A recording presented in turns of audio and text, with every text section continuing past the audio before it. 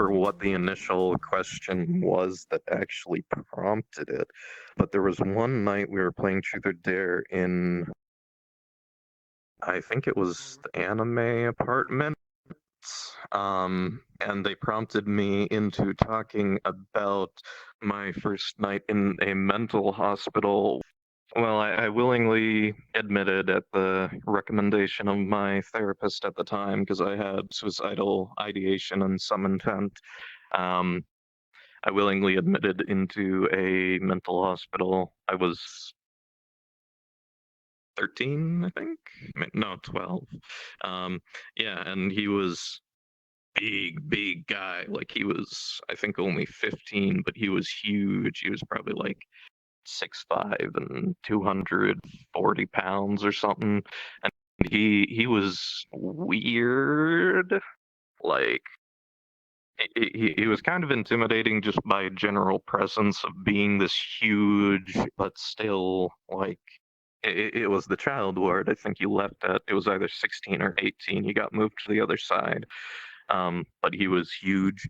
Um, and I was in a room with him. They always housed males with males and girls with girls and yada yada yada. And we were the only two boys, so obviously I was in the same room as him, despite the age and size difference.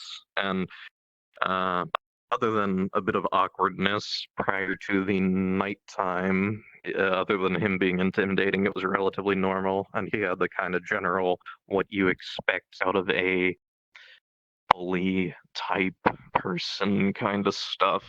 Like the room was kind of roughed up, and in the bathroom there was a swastika carved into the mirror and that stuff.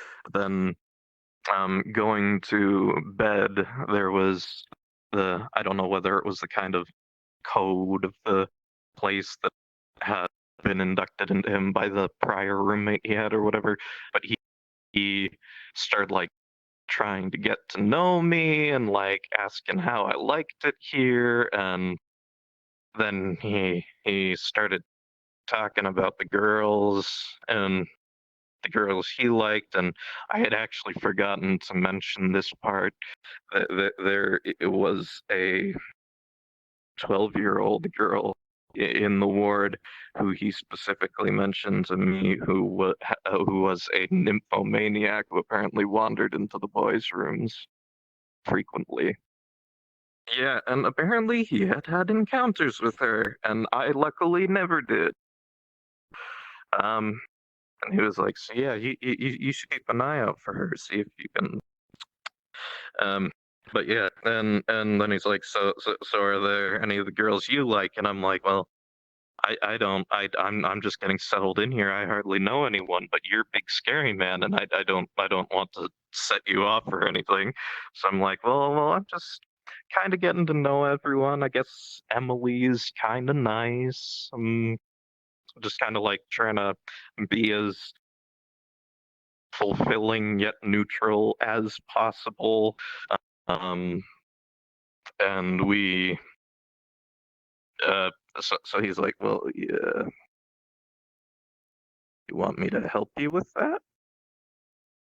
And I just feel like the cold dread down my back, and I'm like, no, I don't think that's necessary. I'll just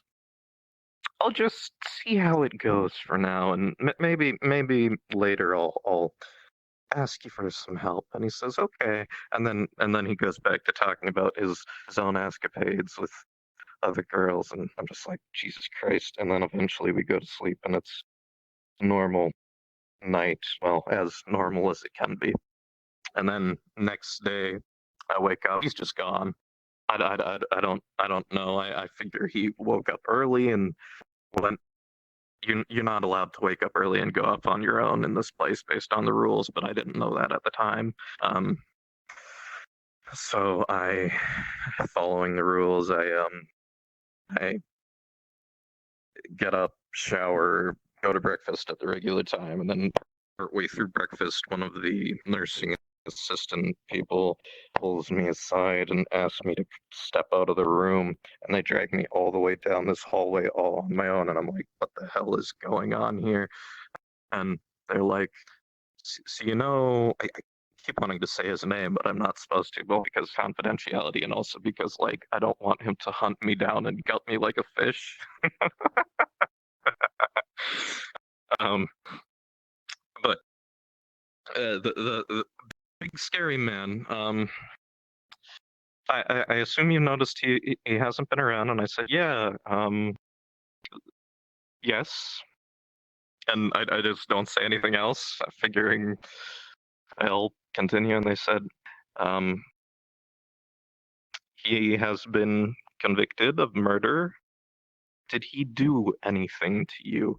And I start crying there, and I explain to them everything that has happened, basically word for word, and they say, okay, if we have any further questions for you, we'll tell you. If you want to take the rest of the day off, that's fine. You don't have to go to the groups or anything. We know you just got here.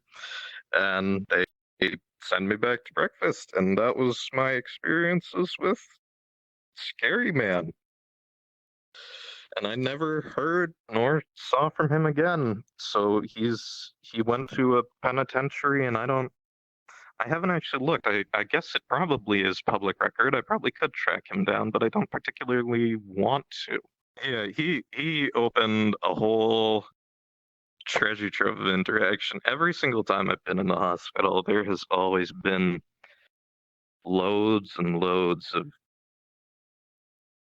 not even just weird people, like I mean a lot of them are weird, but weird people, interesting people, people are just weird. There's a lot of weird people. I mean, I can try. I don't know if they fixed it. I assume you, yeah. Well, that already, it already is going through the table.